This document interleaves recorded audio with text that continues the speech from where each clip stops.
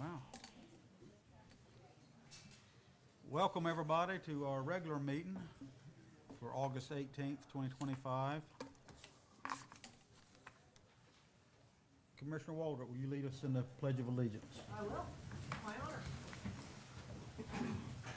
I pledge allegiance to the flag of the United States of America and to the republic for which it stands, one nation, under God, indivisible, with liberty and justice for all.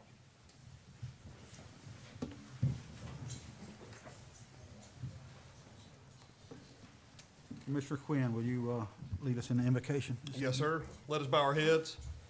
Almighty God, we come before you today as humble servants of the people of Carteret County. We ask for your wisdom and guidance as we gather to make decisions that affect our community, our neighbors, and our future. Lord, on this day, our hearts go out to the families along the Outer Banks and coastal communities who are evacuating their homes in the face of Hurricane Erin. We pray for their safety and protection. Surround them with your peace as they leave behind their homes, their possessions, and familiar places. Watch over the first responders, emergency managers, and volunteers who are working tirelessly to safeguard lives. Grant strength to those who are displaced, comfort to those who are fearful, and courage to all who must endure uncertainty. May our county, state, and nation unite in compassion, extending hands of support to those in need. We ask that you bless this meeting with clarity, civility, and purpose so that the work we do here today may honor the trust of those that we serve. In your holy name we pray. Amen. Amen. Thank you, Commissioner Quinn. If everyone will silence their electronic devices, and I'll read the State Government Ethics Act conflict statement. In accordance with the State Government Ethics Act, it is the duty of every board member to avoid both conflicts of interest and the appearance of conflicts. Does any board member have any known conflict of interest or the appearance of conflict with any matter coming before the board this evening? If so, please identify the conflict and refrain from any undue participation in that particular matter. And I do have a conflict with the naming of some roads in Atlantic on item number 8. I'd like to recuse myself from. Do we need that in the form of a motion? When we get to that item, sir. When we get to that item, okay.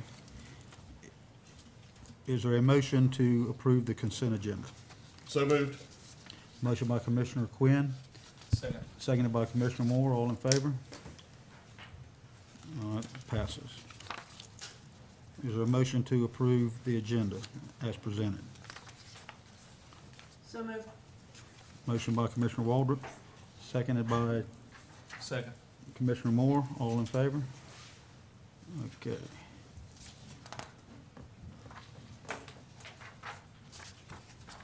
Next, we have public comment. Light night, we only have one person signed up. Mr. Chuck Linder. Very light night. Yeah.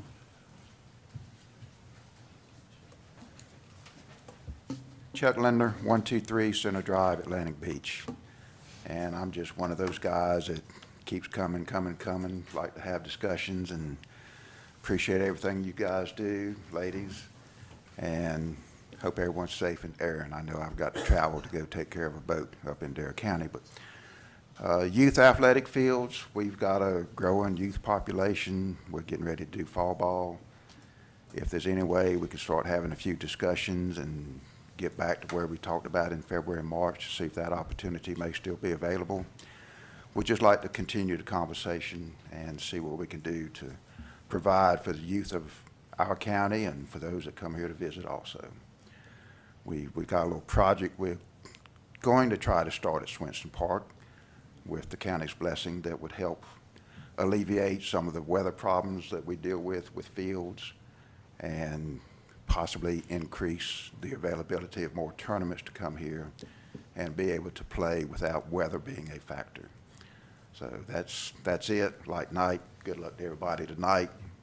Hope you make it through Wednesday, Thursday, and the rest of the Hurricanes stay ready for the rest of the season. Thank you, Mr. Chuck. That's all signed up to speak. Is anyone else here would like to speak during public comment?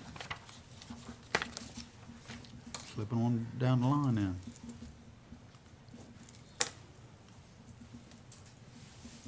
Next, we have a resolution honoring Miss Patricia Suggs of the Beaufort Historical Association. You've been here a long time. How you doing? Good to see you. This resolution of appreciation honoring Miss Patricia Suggs, Executive Director of the Beaufort Historical Association. Whereas Patricia Suggs has faithfully served as Executive Director of the Beaufort Historical Association since 1999, and whereas under her leadership, the association and Beaufort Historic Site have both increased in scale, reputation, and impact, helping to position Beaufort, North Carolina as one of the state's most beloved historic towns and one of its most explored by countless visitors. And whereas Ms. Suggs has spearheaded numerous events and initiatives, including the annual Christmas Candlelight Tour, the Old Homes Tour, the Summer and Fall Party fundraisers, as well as the curation of the Maddie King Davis Art Gallery and the preservation and maintenance of the iconic double-decker bus, all of which are invaluable benefit to the association and the town of Beaufort. And whereas a reverence and care of the 2-acre historic site resulted in the completion of many significant restoration projects, including the award-winning Manson House, circa 1825, the Carteret County Courthouse, 1796, oldest wood frame courthouse in North Carolina, and the old jail, circa 1829. And whereas her dedication has been recognized with awards such as the 2014 Jack Goldstein Award that promotes tourism in Carteret County, and at the ceremony she was quoted as saying, "The best part of my job is meeting people from all over the world and seeing how much they've enjoyed Beaufort and Carteret County." And whereas Ms. Suggs has increased the membership and volunteers of the Beaufort Historical Association tenfold during her tenure as Executive Director, making it one of the most successful organizations in our county. And now, therefore, be it resolved that the Carteret County Board of Commissioners expresses its heartfelt gratitude and honors Ms. Suggs for her years of tireless service to the Beaufort Historical Association and Carteret County, and wish her a joyful retirement after a quarter century of leadership.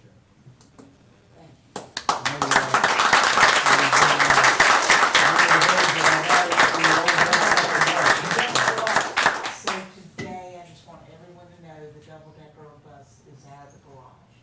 Good. And he was the best, so well Thank done. you. And also, thank you to all the commissioners, Mr. Wellman. Thank you, Ms. Suggs. So, I just want to say one thing about the commissioners. Y'all have been, not the people in your seat, maybe not especially you personally, but have been so supportive of the Beaufort Historic Site for years. And one of the best things I ever had happen in this room was when I brought Gardner Gooch. He was 15 years old at the time. Were you on the board then? And he was so excited about helping promote a grant for the jail that we were working on. And the board said, well, what about 5,000? And Gardner was jumping up and down, sure, sure. And I'm like, wait a minute, Gardner, I think they can do more. And so then we got 20,000 for the restoration. So that was the best, one of the best things ever. Just see, and now he's at NC State. Good choice. Yeah. Well, I'm not sure about that, but anyway. I went to Carolina, so. So did Mary Ann. Oh, yeah.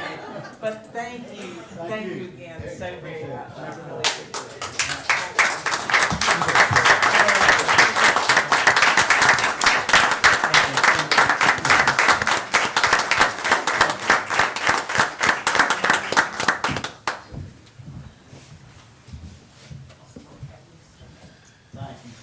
See you, Doug.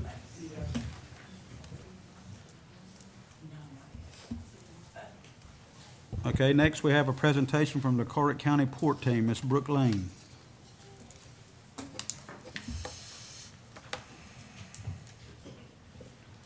Chairman, you need a motion to adopt this Oh. resolution. I apologize for that. Is there a motion to adopt the resolution So moved. honoring Ms. Suggs? Second. Motion by Vice Chairman Mansfield, seconded by Commissioner Quinn. All in favor? It carries. Now, Brooke, take it away. All right. So thanks for having me tonight, y'all. Really excited to talk about what the PORT team's been up to the last 2 years. Our PORT team is funded through opioid settlement money, for those who don't know. So everything I'm going to be talking about tonight has been made possible through our county commissioners.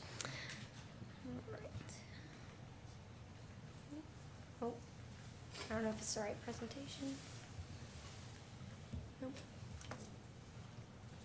It's not the right presentation.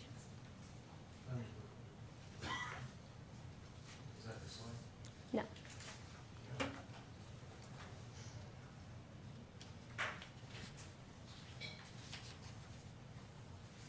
It's okay, I can talk without it.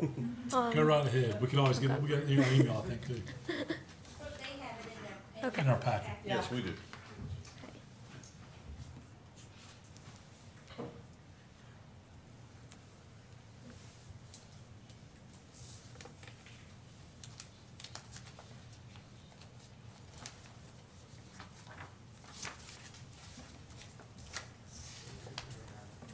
Yeah, okay, You I can just, We've got it. You can okay, go right I'll ahead. just go without it, it's okay. You want a copy of it? I have one. Awesome. Thanks. Okay, so Carteret County Commissioners in 2023 approved the post-overdose response team. I want to take y'all back to where we were in 2022 before the post-overdose response team started. So in 2022, we were ranked number 21 in the state for overdose deaths throughout North Carolina, and there's 100 counties in North Carolina. So we were in the top 25% for overdose deaths throughout the state. In 2022, Carteret County also saw about 56.3 overdose deaths per 100,000 residents, compared to the state average being about 40.6 overdose deaths per 100,000. So we saw quite a few more overdoses every year in our county than the rest of the state average was seeing as well. We had 39 overdose deaths in Carteret County at the time as well. 39 Carteret County lives that were lost in 2022. And our emergency department had about 183.9 overdose visits per 100,000 residents, compared to the state average. That was 161.8 per 100,000. So again, we were well above the state average for emergency department visits related to overdoses. And then we also had about 1 in 11 overdoses, fatal and non-fatal, in Carteret County. Our 1 in 11 were fatal in Carteret County at the time as well. So for those who don't know what a post-overdose response team is, and what we have been working with the last 2 years, is that it is an overdose follow-up program. We do not only see individuals in Carteret County that have experienced an overdose, but we also engage with individuals who have substance use disorder or are struggling with substance use in some way. Some of the individuals we see have experienced overdose, and we do work with our EMS and law enforcement to respond to the scenes. We have team members that I work with, so it's myself and then 4 other individuals on the team who are certified peer support specialists. Certified peer support specialists are certified through the state of North Carolina, through UNC Chapel Hill, and these are individuals that use their lived experience to be able to help others that are struggling and going through substance use disorder and their families. The program that we have created here in Carteret County helps connect individuals to detox, treatment, food insecurity resources, employment opportunities, housing, and really just any other kind of resource that they could need that would either reduce or stop their substance use disorder. And so I'm going to be reading here just because it's a lot of small numbers, but so I'm going to share with you guys what our results have been over the last 2 years. So over the last 2 years, we've seen a 77% decrease in our overdose deaths in Carteret County. I had a nice visual that you would have been able to see this on, so sad you guys can't see that. But we were able to help 521 total clients in Carteret County in the last 2 years. We had about a 14% recidivism rate. So these are not all individuals that either started working with us and then experienced an overdose again. These are also, that is some of the individuals, but it's also individuals who were working with our team and then maybe thought they didn't need to work with our team anymore, and then ended up coming back to us because they realized that we were a helpful resource to them, or were referred back in some way. We make contact with about 96% of individuals that we either connect with through overdose or referral. So if an individual is referred to the PORT team, 96% chance that we are going to be responding to them. We're really proud of this number because other counties in North Carolina that have similar teams do not see as high of a connection rate. We really credit that to our real-time response in these situations. We have distributed over 1,800 naloxone doses in the community. Those are going to individuals that, again, do have substance use disorder, their family members, to businesses throughout the community. All of our libraries in the community have access to Narcan, restaurants, and various different resources throughout the community. We have conducted almost 27,000 follow-ups or tasks completed for individuals that we are serving and working with. So that's every time a peer goes out to somebody's house, every time they meet them at the courthouse, every time they meet them at a doctor's appointment, and various other resources that they do for them. We've attended over 350 outreach events throughout our community and surrounding areas, spreading word about what the PORT team does and how they can help individuals, getting our face out there and connecting with our community directly. We have had almost 300 individuals enter into treatment, which is a 57% rate. So about 57% of our clients that we work with will enter into some form of treatment while we are working with them. We, again, have seen a 77% decrease in overdose deaths from 2022 to 2024 in Carteret County. But when you look at those overdose deaths specific to illicit opioids and illicit fentanyl, we've seen a 91% decrease in overdose deaths specifically related to opioids. And then we've seen an 87% decrease in our 911 calls related to overdoses as well. So allowing our EMS and first responders to respond to the various other calls and resources that they are needed for throughout our county. And we've seen a 52% decrease in overdose emergency department visits as well. So this year in Carteret County, we have unfortunately had 4 overdose deaths, but again, when we look at that 77% rate, 1 overdose death is too much in our community, but we are heading in the right direction, and we hope to keep trending in that direction. With our 52% decrease in overdose visits to the emergency department, again, it's about saving people's lives and helping our families, but we see about a $50,000 savings from our emergency department every year just with seeing that decrease. And we also have been recognized by the North Carolina County Commissioners Association for Excellence in Innovation Award that we received around this time last year. And then we also are having many site visits throughout the state, people reaching out, wanting to come and see what we are doing here in Carteret County. On Wednesday, I have Burke County and Union County coming to spend the day with our PORT team just to learn how to be able to do in their communities what we've been able to do here in Carteret. And there are a few keys to the success that we are seeing. A lot of that has to do with the real-time response that our PORT team has, being able to respond along EMS and law enforcement, responding in those moments of crisis and not waiting days after that crisis has already happened to engage with that individual. We have peers on 7 days a week, 365 days a year. We work with our peers to make that possible. We have great relationships with our county leadership, our very supportive county commissioners, and other personnel throughout the county. We have great relationships with our EMS, with Stephen Ray and his team, with law enforcement, Sheriff Buck's team, and our hospital. We work very closely with all three of these agencies, and they have been supportive of us from the beginning and allowing us to come into their space and try to provide as much help as we can.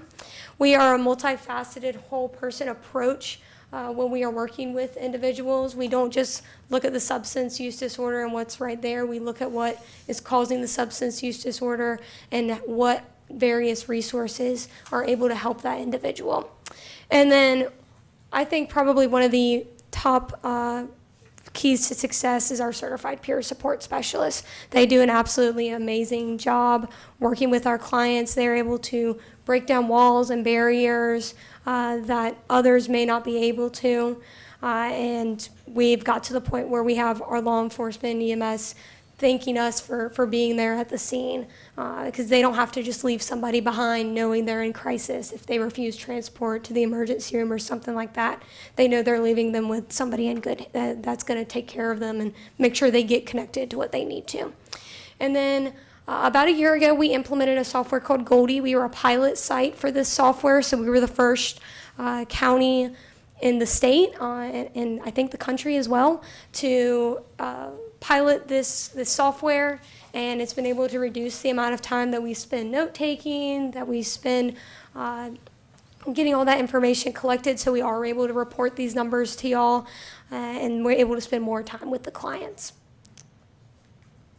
So that is all I have for y'all tonight. I'm happy to answer any questions that you may have.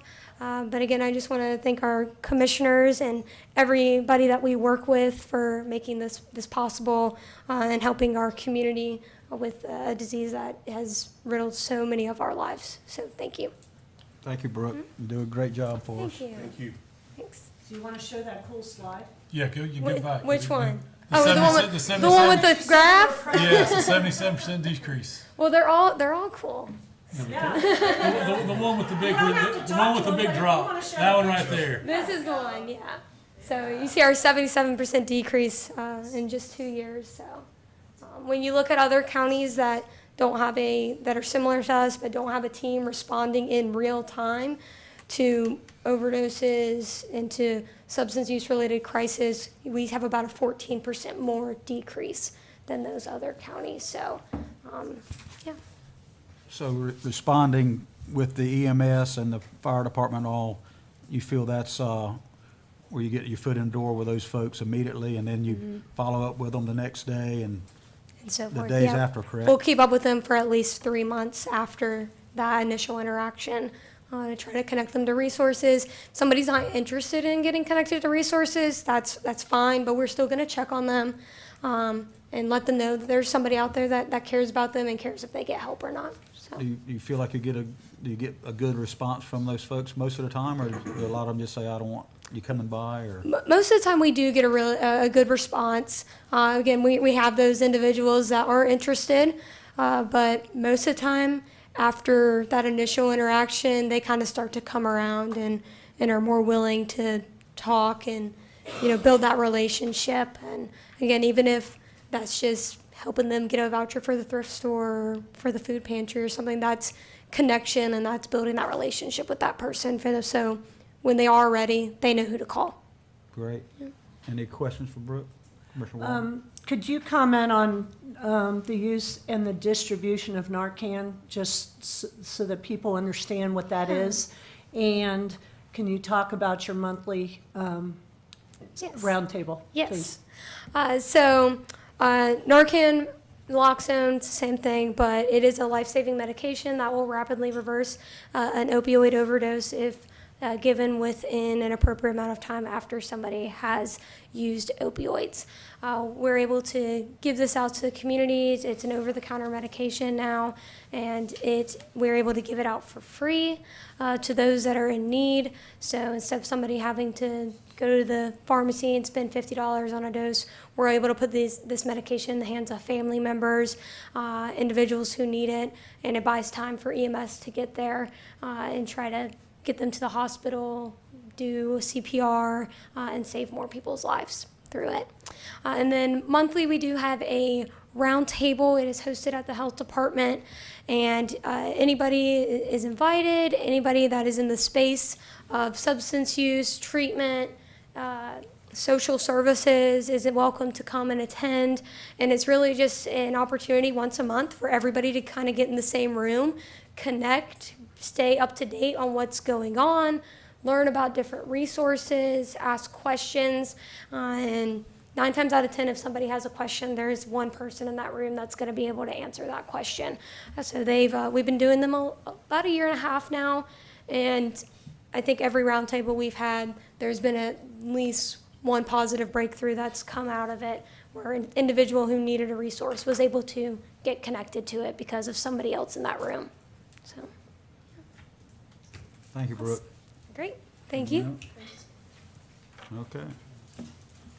I'm gonna turn item number 8 over to Vice Chairman Mansfield. I would like to make a motion to recuse Commissioner Chadwick from this item on our agenda. I second it. All those in favor? All right, Mr. Chadwick, you're excused for this one item. We're gonna move on to the road name change for, the down at Atlantic RV Resort. And, let's see.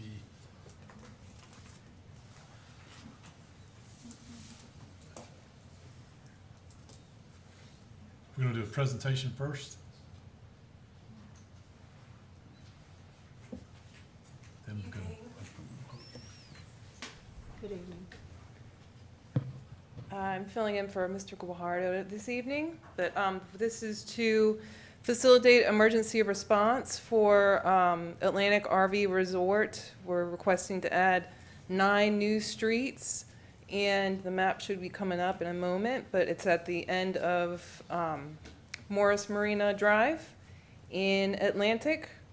And the 9 roads are Rumley's Hammock Drive, Billy's Pond Drive, Thoroughfare Way, High Hills Drive, Whalebone Drive, Wainwright's Drive, Wild Will's Circle, Halls Point Drive, and Berry Bay Lane. As you can see on the map, it's at the end of Morris Marina Road in Atlantic. And if these are approved, then we would add them to 911. Anybody have any questions? I will entertain a motion to go into public hearing. Second it. I'll make the first. Oh, sorry. Commissioner Conner makes the motion to go into public hearing, seconded by Commissioner Waldrop. All those in favor, please raise your right hand. We're now in public hearing. If anybody would like to come to this podium and speak for or against these name changes. Seeing no one or hearing no one, I will entertain a motion to go out of public hearing. So moved. Motion by Commissioner Quinn to go out of public hearing, seconded by Commissioner Clark. All those in favor, please raise your right hand. Any discussion by the commissioners? I would make a motion to approve the road name additions to Atlantic RV Resort and the official Carteret County Street Index and 911 addressing system with Rumley's Hammock Drive, Billy's Pond Drive, Thoroughfare Way, Hills Drive, High Hills Drive, Whalebone Drive, Wainwright's Drive, Wild Will Circle, Halls Point Drive, Berry Bay Lane. And that could be a tongue twister. Well, if I can get a seconded by Commissioner Clark, so we have a motion and a second. Any other discussion? All those in favor, please raise your right hand. All right, passes. I will make a motion to bring Commissioner Chadwick back into the meeting. Thank you. Second? Second it. Seconded by Commissioner Waldrop. All those in favor? You have the comment. Thank you. And just for the record, that was not a name change, that was a new road names. Change it from nothing. Changing from nothing to something. Okay, next we'll have a public hearing to adopt and apply the Carteret County Development Regulations for 331 properties located within the former Cedar Point ETJ. Assistant County Manager Matt Renow. Thank you, Mr. Chair, Commission members. Tonight is a very unique rezoning case as it impacts 331 properties that were formerly in Cedar Point's ETJ. This whole case started upon the action of the town of Cedar Point when they decided to dissolve the majority of their ETJ except for one parcel that they kept in, which then turns over these properties back over to the county for jurisdiction. Per state statute, from the point of the town's action, the county has 60 days to either apply development rules to it or let it go unzoned. The recommendation of the Planning Commission, which was 5-0 last Monday, was to apply the same zoning districts that they currently had under Cedar Point zoning. So there's zoning districts such as R15M and so on, mirror the counties, to apply those zoning districts to the 331 properties. For reference, out of the 331, 320 of them are R15M, 5 are R20, 4 are B1, 1 is IW, and 1 is MC.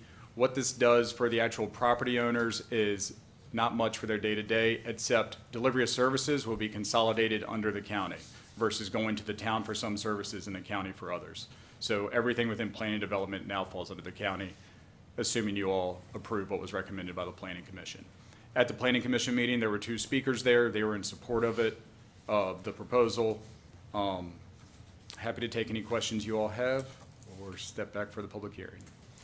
Any questions for Matt from the board? Okay, is there a motion to go into public hearing? So moved. Motion by Vice Chairman Mansfield, is there a second? Second. Seconded by Commissioner Quinn, all in favor? We are now in public hearing. Is there any member of the public who would like to speak on this matter? Okay, hearing none and seeing none, is there a motion to close public hearing? Motion to go to close public hearing. Motion by Vice Chairman Mansfield, seconded by Commissioner Waldrop, all in favor? Okay. Is there a motion to adopt? I move to adopt and apply all current Carteret County development regulations, including zoning of the 331 properties located within the former extraterritorial jurisdiction, or ETJ, of Cedar Point. Is there a second? Second. Motion by, Discussion? motion and a second, is there discussion? Matt, has there been any, highlighting as to what the advantages are to leaving it versus leaving them unzoned? It allows a little more control over what the neighbors can and can't do. So for instance, the speakers who came to the Planning Commission meeting were concerned that if it went unzoned, because their neighbor sits on a corner lot, they may be able to construct something or do something that they wouldn't be able to do if it was R15M. So because a lot of the properties are already developed, they were in favor of keeping those development regulations so that there was some uniformity to it. Yes, I mean, Is they've it- currently already been zoned, nothing's changing the way they were zoned from before under the Cedar Point ETJ. We're just keeping the same zoning And that's, classification. and I have an argument with that, my thought is, if you start fresh, maybe you give people more of an opportunity to maximize the value of their property. So if we let it go unzoned, then it is challenging to do it later because of the downzoning rules set by the state, where the county could get into some messiness on it. This is honestly one of the first cases of just relinquishing ETJ in general in the state, so this is new territory. But if we don't take action within the 60-day window, which ends this month, then it could expose us, if we ever try to do something in the future, to claims of downzoning. Well, the other potential is it would open up the county if we're gonna allow it to be, if we're gonna take it back over, we're gonna let them do it with their ETJ, we've got some liability because these people bought houses with the pretense that it was zoned that way. Exactly. If we keep it the way that it is and somebody wants to change the zone, and we have the right and the power to grant that or not, but it keeps things consistent and reduces our liability because it could be a huge lawsuit. Right. From a What real we're, estate perspective. what we're hoping to do, now, keep in mind, and what Matt said is correct. Right now, within the 60 days, we have statutory authority just to try to replicate what these folks thought they bought when they bought it. We don't want their expectation to have to change. When you buy your home and it's in a residential area, you kind of expect it to stay in a residential area, or you'd want to have notice of it. If we allow it to go unzoned, now with the new statute that was passed last year, it would be downzoning if we go back in and try to restore that after this month. So we have to do that now and try to adopt, and what Matt said, he's worked very hard to make it, it's almost identical to what Cedar Point had for these folks, so that they're having continuity of what their expectation was about how to use their property. What can we change if it's not exactly identical? Our table of uses are slightly more lenient than the towns are. Okay. Thank you. Anyone else? Commissioner Waldrop? And this was actually initiated by a conversation I had with one of the constituents in the ETJ. And I got the town manager from Cedar Point, and luckily, when Sharon came in, the county manager had a conversation with the town manager. I'm going to get the words wrong right now because I'm not really a planner, but there was a problem between the county and the municipality and the CTJ about policing authority. Right, so the overlap of how the town's zoning ordinance and how our solid waste ordinance overlapped made it difficult for the town to do what they needed to do in that particular case. But towns in North Carolina can just give away their extraterritorial jurisdiction now, and we have no choice, we have to take it. Counties just take it back. The only choice tonight is, do we put upon these same residents the same zoning, or a little bit more lenient, the same zoning that they bought into? Anyone else? All right, there's a motion and a second on the floor. All in favor? That passes. Matt, would you read the statement of consistency, please? Yes, so this is what the Planning Commission adopted was, they find and determine that case number 2025-000037 is consistent with the goals, objectives, and policies of the CAMA Land Use Plan because it is identical to the current plan, and with that, the zone district designations align as formally applied by the town of Cedar Point. And then it is reasonable and in the public interest because it will enhance service to the property owners by the county assuming all development services and effectively streamlining local government. Is there a motion to adopt the plan of consistency? So moved. Second. Motion by Commissioner Waldrop, seconded by Commissioner Quinn. All in favor? That passes. Thank you, Matt. Thank you. Next is the manager's report. Ms. Griffin. Well, good evening again, everybody, and commissioners, and thank you for everything this evening. And thanks to all of the folks who have spoken so far. I just have a couple of things. The first thing, I know everybody's looking forward to this. The property tax bills are going to be mailed, wanted to let everyone know, by the end of August. So look for those when they come in your mailbox. We do appreciate all of our citizens supporting services like emergency services, our sheriff's office, our school system, our county services that make sure that restaurants are not passing disease, our building inspections. All of these things are important services that are supported by our property taxes. And we appreciate our tax department working diligently to make sure that those are accurate and detailed for you this year. And our new tax administrator, Harry, has been actually previewing those today to make sure they're correct. The important issue tonight that we want to update you on is, of course, Hurricane Erin. We have been monitoring this very closely. It appears it's going to stay offshore, but we do think we'll have some coastal impacts.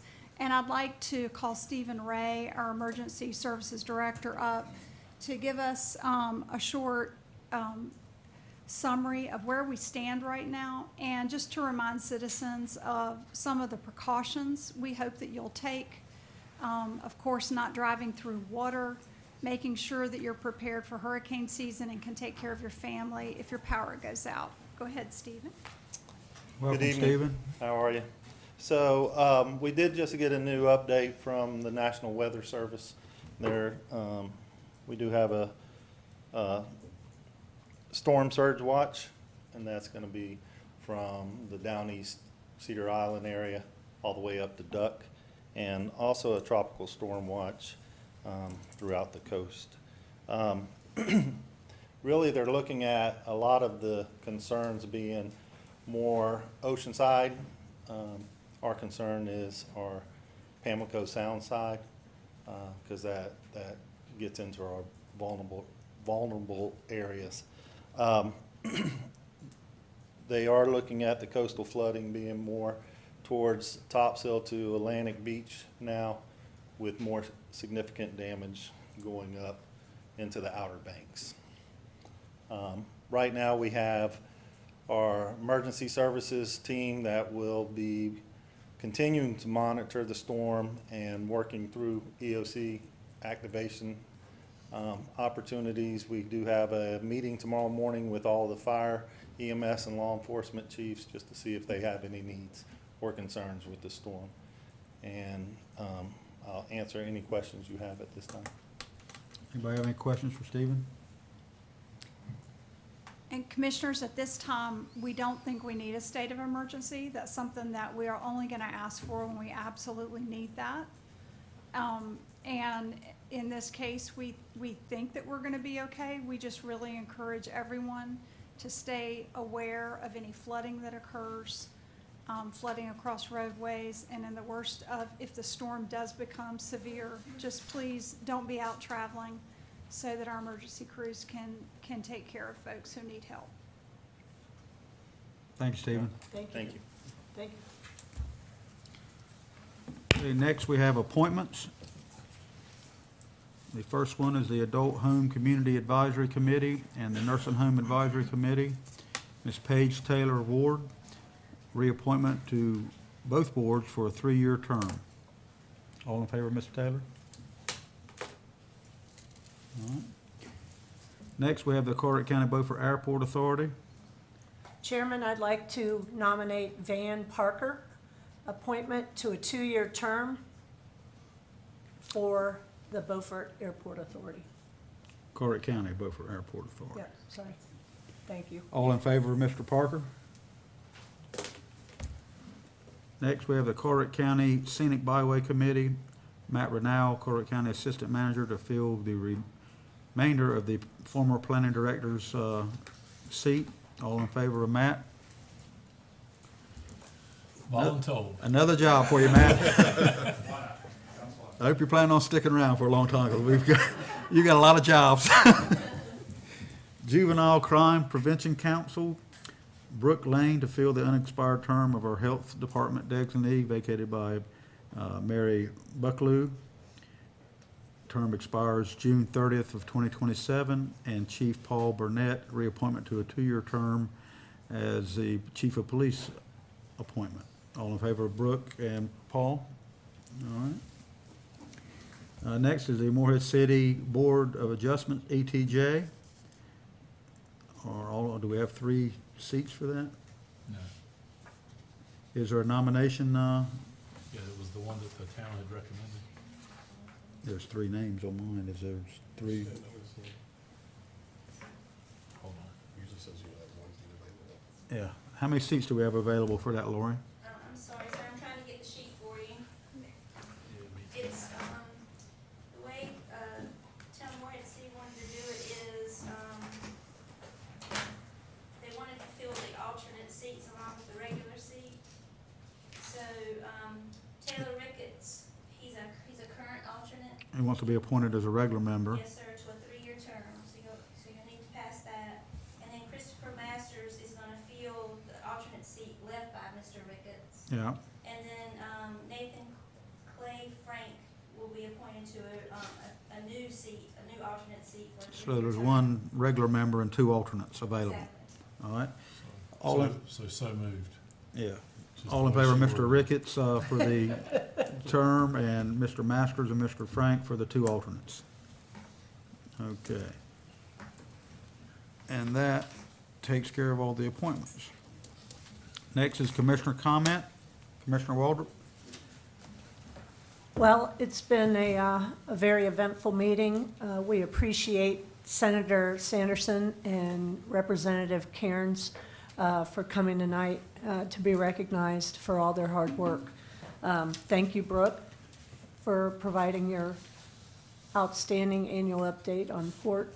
And it's a joy to work with you, and it's a joy to be with you and Miss Oliver for the monthly roundtables. And Mr. Lindner, I'm on your side, as I know they are. So we look forward to having meetings with you to see how we can improve and create bigger tournament opportunities here in Carteret County. Thank you. Yes, so they don't turn into stats with Brook Lane and the Department of Health and Human Services. Thank you. That's all I have. Thank you, Commissioner Waldrop. Commissioner Moore? I'd just like to echo what Commissioner Waldrop just said. Also, with the storm that's going to be moving up our coastline, I'd just like to just tell our first responders and our law enforcement, everybody out there that's working, be safe. A lot can happen out on that road. When you got water crossing the roads that I've seen over the years, it happens quick. I've gone through, the time I go back, it's already crossed, and it's moving, and it can move vehicles, and we can get in trouble quickly. So that kind of employees that's gonna be out there in this, be safe, think what you're doing, and the main thing is making it back home to your families. And with that said, Commissioner Chadwick, send it back to you. Thank you, Commissioner Moore. Commissioner Quinn? Thank you, Mr. Chairman. Yes, again, thank you to Senator Norm Sanders, Representative Celeste Kerins for opposing the shrimp trawl ban. And enough can't be said about the port program. The vision that Dr. Randall Williams had in forming the port team, I guess is kind of not the thing to say. But it's really, to hash over those numbers again, 91% decrease in opioid deaths. That is just simply remarkable. And as Ms. Lane said, who's done such a wonderful job, and her hard work has made this successful, one death is too many. But the work that they have done has made a real difference in our community. Again, what can local government do for me? And this is the thing that it does for you on a day-to-day basis. Again, congratulations to Ms. Suggs on her retirement. She's done just an excellent job as the leader of the Beaufort Historic Association. I've had the privilege and several opportunities to work with her, and she's just absolutely fabulous. I really can't commend her enough. School's going to start again. Public schools are going to start before our next meeting, so be careful when you're out driving, when the school buses are out on the road. These young students that are eager to get on board the school truck and go to school should be cautious when you're out there driving, when those school buses do get back out on the road. And want to offer support for our teachers, and I'm going to continue to challenge this board to increase the county supplement for our teacher's salary. And so good luck to all of the students, all of the teachers, and all of the supporting staff at our public schools. Aaron's going to brush us by, hopefully. It's a good reminder. If we're going to have a hurricane, this is the best way to have one. It's just kind of brush on by. But it's a good reminder, to be prepared, to have a plan, to communicate with your family, to communicate with your neighbors on what to do in case we do have a major hurricane impact like we had with Florence. So please keep that in mind. And thank you very much, Mr. Chairman. That's all I have. Thank you, Commissioner Quinn. Commissioner Clark? I'll relinquish my time to Commissioner Mansfield. All right. Vice Chairman Mansfield? May not be as short tonight. It's not starting out too good. You got the floor. I'd like to thank Norm and Celeste also, well, like everyone else has. May they do a tremendous job for our county and for the municipalities. It's what I said earlier in our first segment of our meeting. I'd also like to recognize Norm's wife, Linda, again. She has also done a lot. She didn't necessarily run for that position, but he's drug her in, and she does a great job helping him and assisting when you do visit Raleigh, and I do encourage you to go up and visit Raleigh. They have numerous legislative days for all kinds of groups, and lobbying is always a good thing. And I would like to once again wish Linda a happy birthday. Like Commissioner Waldrop said down there, I thank you, Chuck, for coming out and sharing with us. I hope you'll keep coming back. I don't know if you can break Brian's record. I want to make sure he's okay tonight. He's not here. Somebody better call him. But Send the port team to I see. think it's important for the public to have a voice, and that's why we give that 3 minutes every night before every meeting. And we thank you for sharing. Patricia Suggs, I've never dealt with her or worked with her on the Beaufort Historical Society, but to serve any organization for 25 years, you have got to be a trooper. And I don't care what organization it is. So God bless her, and I wish her a happy retirement and a great rest of her life. Hope she enjoys it and continues to do other great things.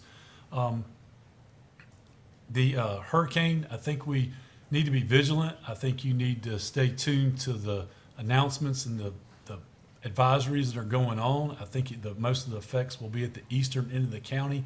I don't like the way storms are hyped sometimes, because then when people don't see anything, the next time they don't tend to listen to you. So I don't think there's going to be much with this storm, but I can't guarantee that. So you need to stay tuned to your local television stations, the Carteret County Facebook page, and any other outlet that covers the weather, and be ready to act quickly. The down east area will see significant items, and there could be flooding. And Commissioner Moore's correct. If you're on your way to Atlantic and need to cross the bridge, it could get interesting, and the ferry will be closed starting today, I believe, for Tomorrow. Tourism's Tomorrow. evacuating today, and the locals tomorrow, right? Correct. So be vigilant with the storm. This probably isn't the last one we're going to deal with. So if you do want to get a generator, it's a whole lot cheaper if you get them now. So plan accordingly, and we'll be there. Stephen does a great job in his response, along with all the local agencies, and we appreciate all that you do. In the 11 years that I've sat up here, I've been proud of a lot of things that we've done, but the port team ranks up there at near the top, if not the top. And the numbers that we heard tonight are astounding. My challenge to you now, Brooke, and your team, is to keep them looking that way, which is a heavy feat. But Nina, your support, I mean, without you have a great director, I mean, and to have that department support you like they do, and Dr. Williams, y'all deserve a huge shout out, and we thank you for all the hard work. I mean, like Commissioner Quinn said, that Brooke said, I mean, if we save one life, it's worth it. And so say no to drugs. Don't do it. Can't get addicted if you never try it.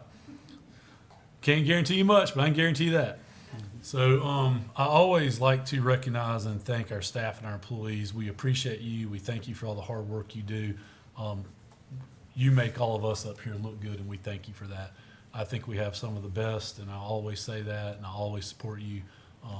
God bless each and every one of you. We thank you for what you do, and with that, I'll close.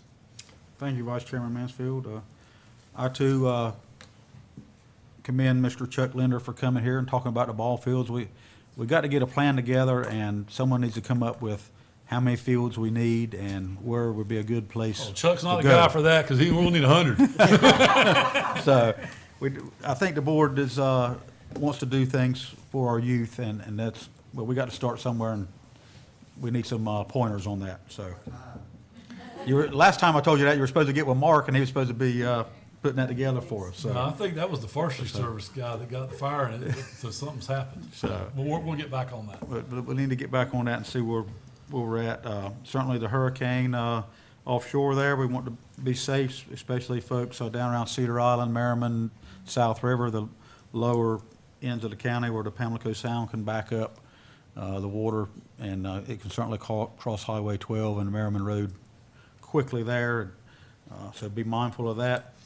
Congratulations to Brooke and Dr. Williams. The port team is a great thing you got going, and the stats speak for themselves. And I did try to help a lady one night that was having a problem, and the port team was able to visit her at the hospital and, you know, continue to follow up, and it was a good thing, and the situation could have probably gone the other direction if it hadn't been for the port team.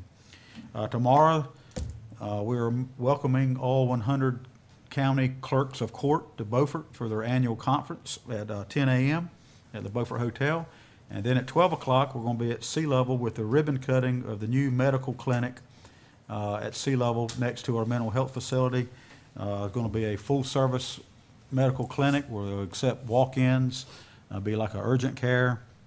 And the doctor, I'm told, is even going to do house calls like back in the old days. So it's going to be a full-service clinic, and it's going to be much needed in the eastern end of the county. So that's going to be good. Hopefully some of y'all can join us. I know a couple are coming already. That's all I have. If it's anything else come before the board, I'll entertain a motion to adjourn. Make the motion. Motion by Commissioner Moore, seconded by Commissioner Waldrop. All in favor? Thank you all for coming. I think I got everything on my list. Yes.